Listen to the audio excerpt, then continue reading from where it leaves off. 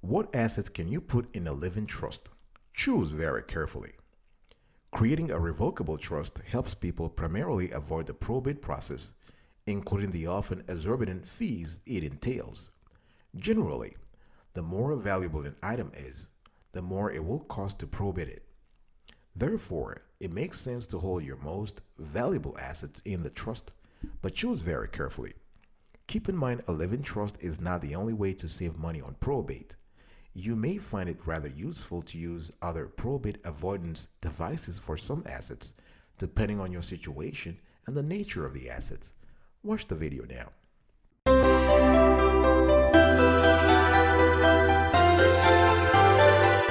Welcome back, folks, to another edition of the Awesome Sweetie Kiwi Show. I hope you are doing fantastic. I'm doing marvelous, if you were to ask me.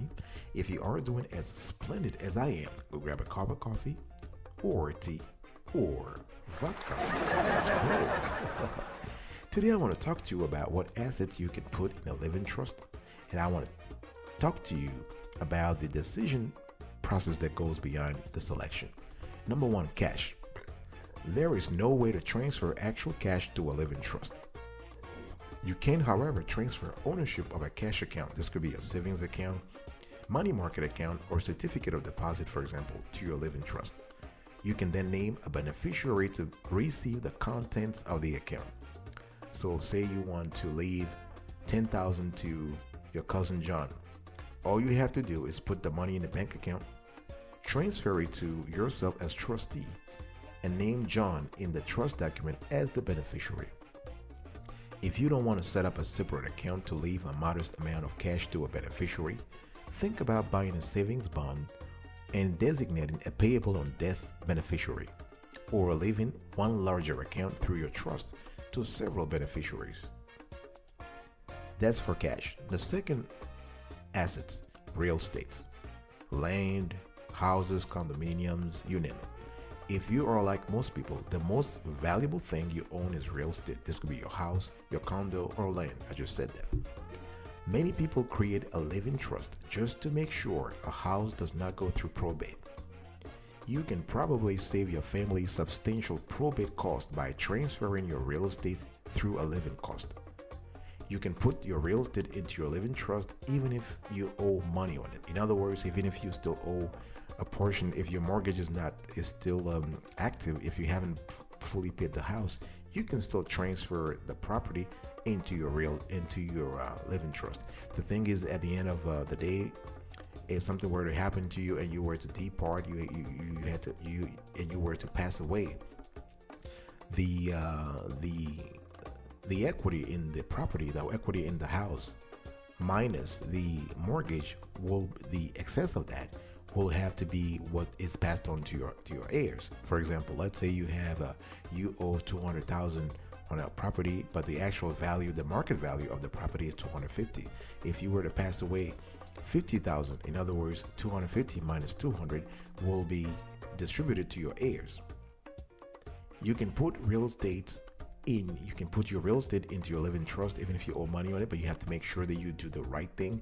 You have to find the right legal paperwork based on your state's regulations and rules. A loan on the property, like a mortgage or deed of trust, will follow the property into the trust, as I said before, and it will also follow the property to the beneficiary. That is, if the beneficiary wants to keep the property, because sometimes when a trust maker dies, a testator, in other words, either a trust maker or the maker of a will, when that person dies, the beneficiary might say, listen, I don't want to have the house with the debts. I just want to, cash out. So the house will be sold and the difference will be distributed, of course, minus the court fees and the appropriate taxes. So after you die, the debt will pass on to the new owner along with the property if such owner, aka your heir, decides to keep the property. Another thing that's very important to remember is that when transferring real estate into a living trust, you don't need to take any additional steps to accommodate a loan.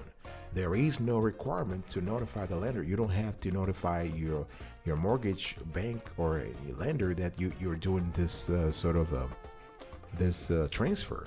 However, letting the lender know about the transfer could reduce the confusion in the future. This is more like FYI, so you can just, this is more what I call estate planning etiquette. So you want to inform all the key stakeholders about the kind of move you're making, so that at the right time things just run smoothly.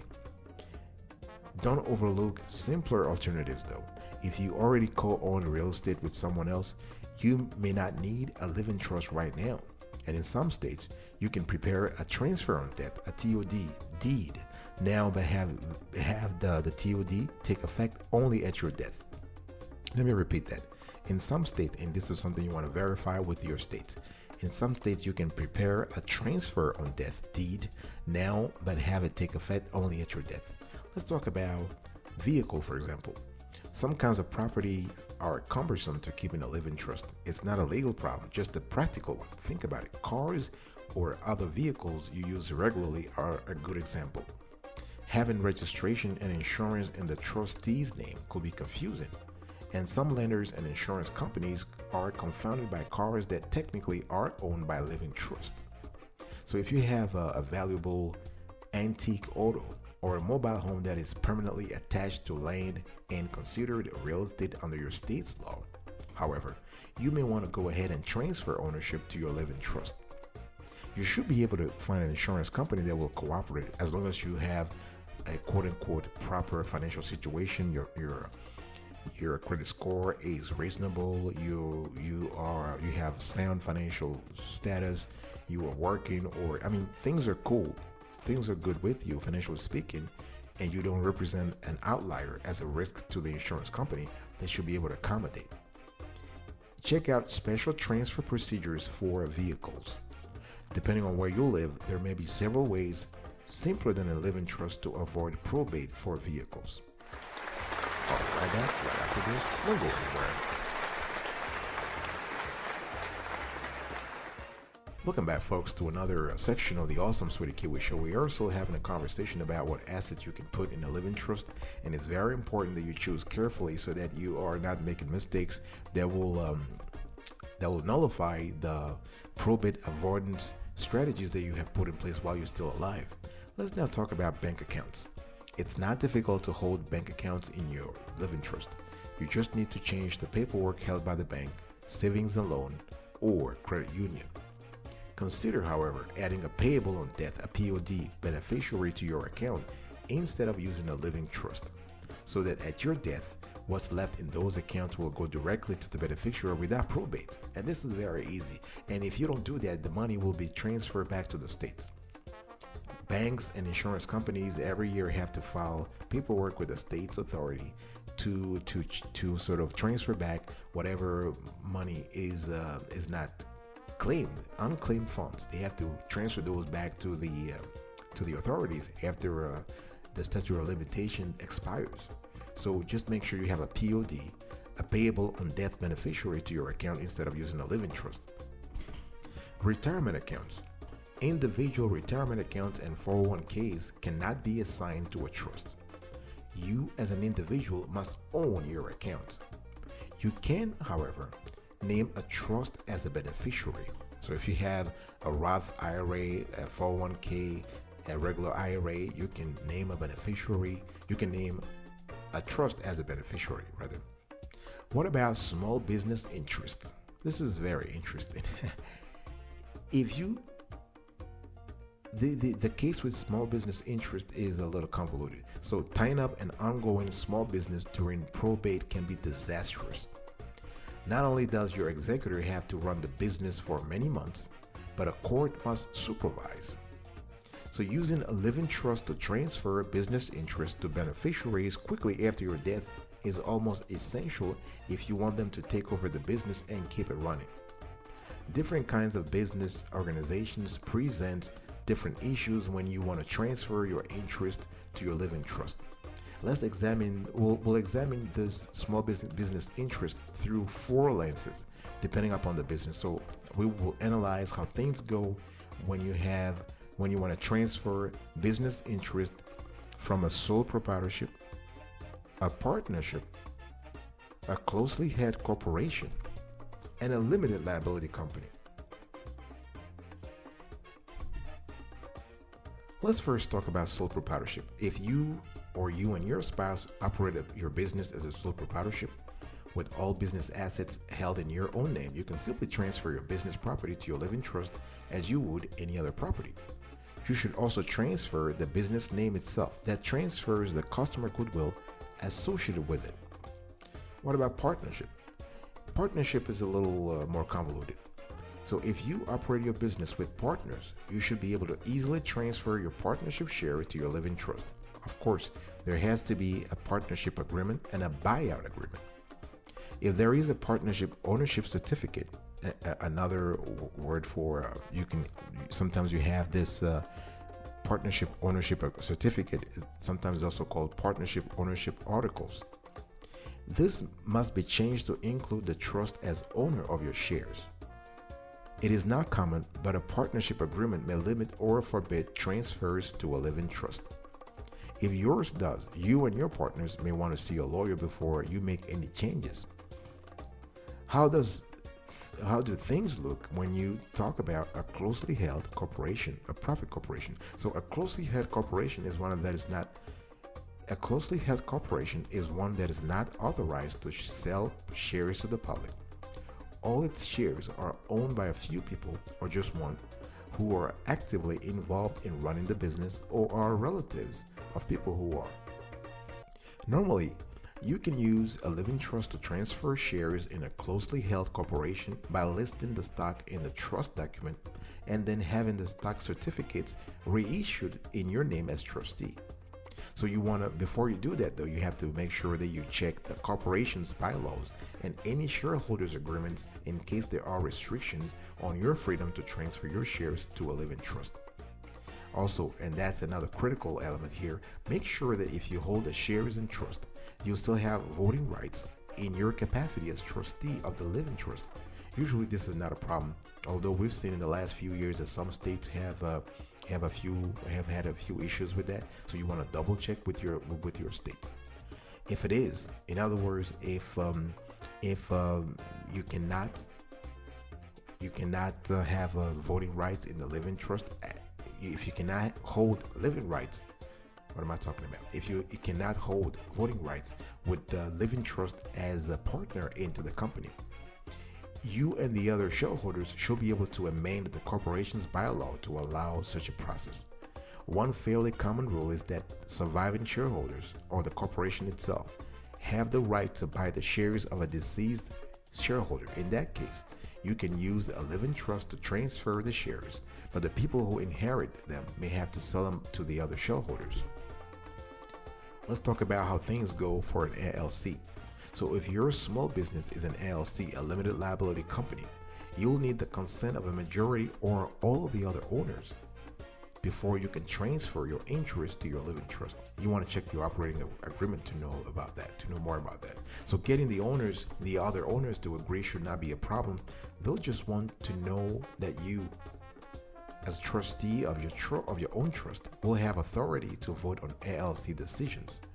You may also want to modify your trust document to give the trustee, in other words you, specific authority to participate in the limited liability company.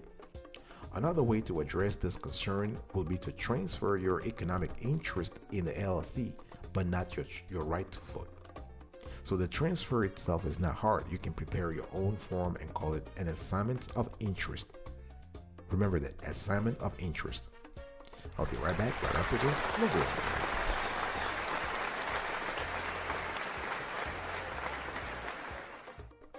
Welcome back, folks, to another edition of Sweetie Key. We're also having a conversation here around the assets you can put in a living trust and the fact that you should choose very carefully. If you love the clarity and quality of the content so far, please consider subscribing to our channel and turn on the notification bell so you are informed in real time whenever we release a new show. And we do this kind of releases every single day, rain or shine. Rain or shine. Let's talk now about property you buy or sell frequently. So if you don't expect to own an item or property at your death, there is no compelling reason to transfer it to your living trust. Think about it, because remember, the probate process you want to avoid does not happen until after you are dead. On the other hand, if you're buying property, it's usually not much more trouble to acquire and own it in the name of the trust. What about rare property? Number 8. So things like patents and copyrights, precious metals, valuable works of art, furniture or antiques, and valuable collections of stamps, coins, and other objects. That also can be transferred into a living trust. You have to make sure when it comes to rare property that we have a valuation problem. So you want to work with an appraiser to properly appraise, to properly value the assets before you transfer it into the living trust. One very important element that the probate process and courts, for that matter, pay attention to is valuation. So if you have items such as patents and copyrights, which are hard to value, you want to do the work beforehand. Those are hard to value because they're called in accounting parlance intangibles. They have value, but you can't touch them. They're not tangible, so you have to use expert insight to value the patents and copyrights and trade secrets and other intangible assets.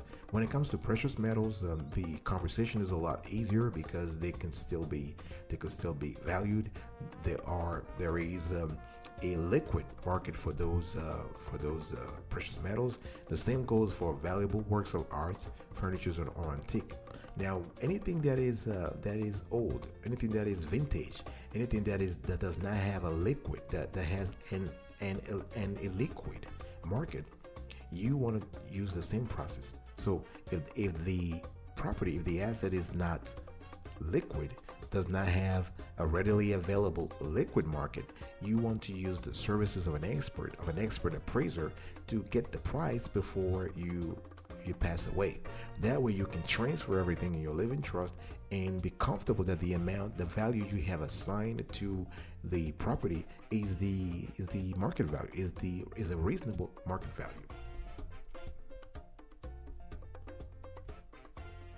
Let's also talk about life insurance. If you own a life insurance policy at your death, the proceeds that the named beneficiary receives do not go through probate. So if probate avoidance is the primary goal of your trust, you probably wouldn't need to bother with naming your trust as the beneficiary of your life insurance policy. However, and this is a big however, if a child is the beneficiary of your policy, you may want to take an additional step to make sure someone will manage the money for the child if necessary.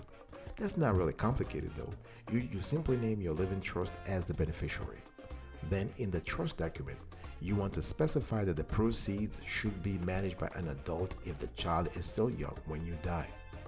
If you don't arrange for management of the money though, and the child receives the money while still a minor, a court will have to appoint a financial guardian to handle the money.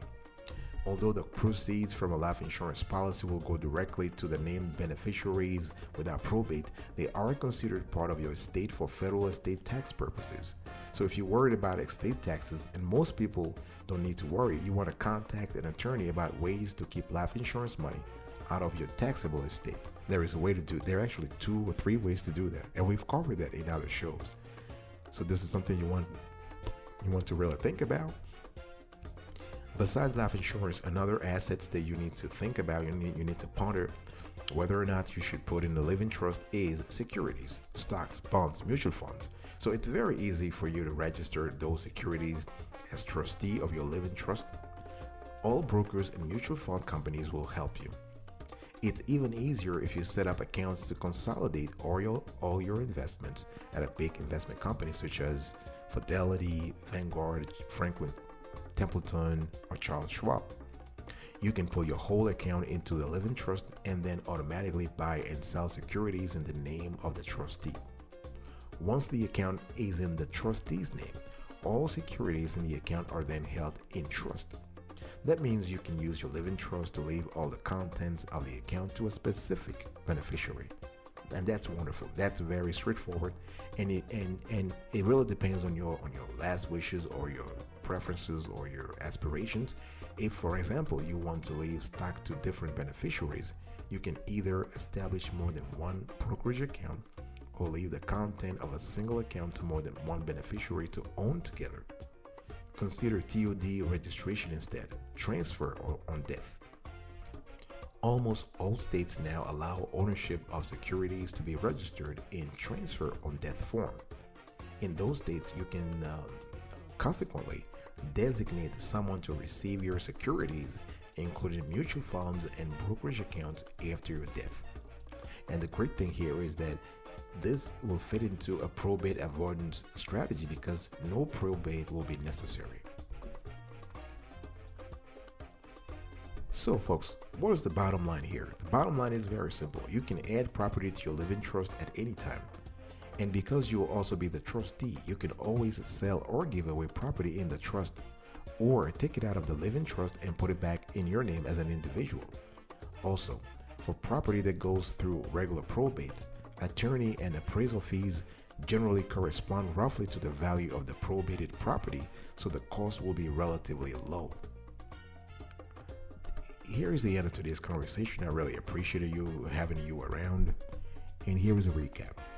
What are the assets that I was talking about today that you can put in a living trust, and just kind of have a conversation around how you should choose very carefully what you put into a living trust? Cash, real estates, vehicles, bank accounts, retirement accounts, small business interests, property you buy and sell or sell frequently, rare property, quote unquote rare property, life insurance, and securities. I will talk to you another time. But until then, remember, stay moral.